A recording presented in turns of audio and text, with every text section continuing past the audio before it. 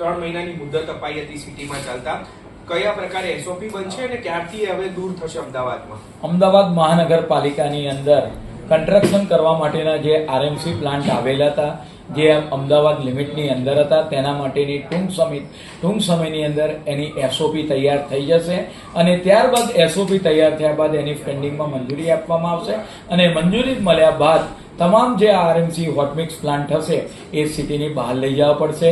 પરિણામે જે પ્રદૂષણની નાની મોટી સમસ્યા, એર ક્વોલિટીના પ્રોબ્લેમ થતા હોય છે, તેમાંથી નગરજનોને રાહત મળશે.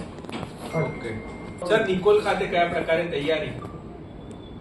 દેશના વડાપ્રધાન અને ગ્લોબલ લીડર જ્યારે અમદાવાદના આંગણે આદરણીય નરેન્દ્રભાઈ મોદી સાહેબ આવી રહ્યા છે, ત્યારે સમગ્ર અમદાવાદ તેમના સ્વાગત માટે થનગની રહ્યું છે. અમદાવાદની જનતાની અંદર અનેરો ઉત્સાહ જોવા મળેલો હોય છે. નિકોલના ખોડલધામ ગ્રાઉન્ડ ખાતે હજારોની સંખ્યામાં લાખો લોકો બેસી શકે તે પ્રકારનો સામિયાળો હાલમાં ચાલુ છે. તદુપરાંત સમગ્ર પૂર્વ પટ્ટો છે એને શણગારવામાં આવી રહ્યો છે રોશનીથી. તદુપરાંત સમગ્ર મહાનગરની અંદર આપણે વાત કરીએ કે વિવિધ મોદી સાહેબને આવકારતા બેનરો, તદુપરાંત લોકલ ફોર વોકલ, સ્વદેશી અપનાવો, the cleanest city of the India, આવા બેનરો, વિવિધ બેનરો, આદરણીય મોદી સાહેબને આવકારતા બેનરો મહાનગરપાલિકામાં લગાવી રહી છે. તદુપરાંત ત્યાંના જેટલા સર્કલો છે, 22 જેટલા સર્કલો, એને રોશનીથી અને આજુબાજુના બિલ્ડિંગો, બ્રિજો, આ તમામને રોશનીથી શણગારવામાં આવી રહ્યા છે. તદુપરાંત એરપોર્ટથી ઇન્દિરા બ્રિજની વચ્ચે લગભગ 12 જેટલી મંડળીઓ દ્વારા સ્ટેજ બનાવીને ત્યાં આગળ સાંસ્કૃતિક કાર્યક્રમો પણ એ કરવામાં આવશે. અને તદુપરાંત આપણે વાત કરીએ કે સમગ્ર સભા મંડપ અને નિકોલની અંદર અનેક સમાજો દ્વારા આદરણીય મોદી સાહેબના સ્વાગત કરતા વાત કરી કે ત્યાંની જનતા ખૂબ જ ઉત્સુક છે.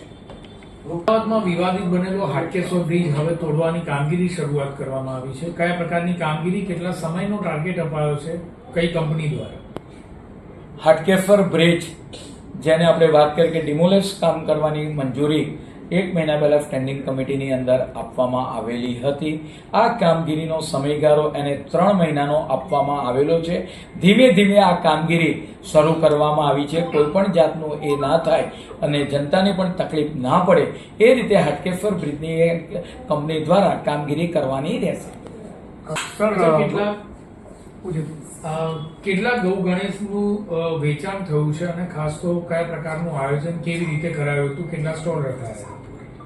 અમદાવાદ મહાનગરપાલિકા દ્વારા બાકરોલ અને દાણી લીમડા ખાતે ગૌશાળાઓ આવેલી છે.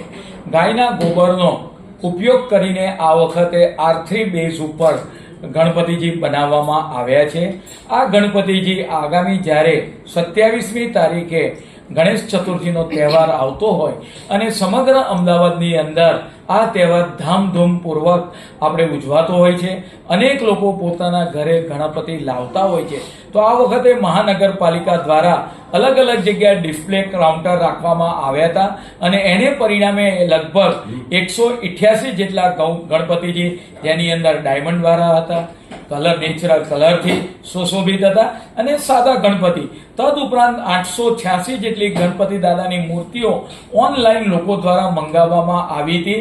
આવનાર સમયગાળા દરમિયાન વધારે ડિસ્પ્લે અલગ અલગ ક્લબોની અંદર અને અલગ અલગ વોર્ડોની ઓફિસની અંદર આ મૂકવામાં આવશે અને લોકો ઉત્સાહપૂર્વક દાદાનું તેમના ઘરે સ્વાગત કરે અને ત્યાર પછી કુદરતી આપણે વાત કરીએ કે જે બનાવેલા ગોબરમાંથી એનું ઘરે જ વિસર્જન કરે અને આપણે વાત કરીએ કે જમીનમાં નાખતા તેની અંદર રહેલા બીજમાંથી લીમડો, જાંબુ અથવા તો તેના ઝાડ પણ ઉગી શકે. એટલે નેચરલ રીતે આપણે વાત કરીએ કે મહાનગરપાલિકા દ્વારા આ ગોબરમાંથી ગણપતિ બનાવવામાં આવ્યા છે. GS news channel editor Mittal Parmar, Ahmedabad.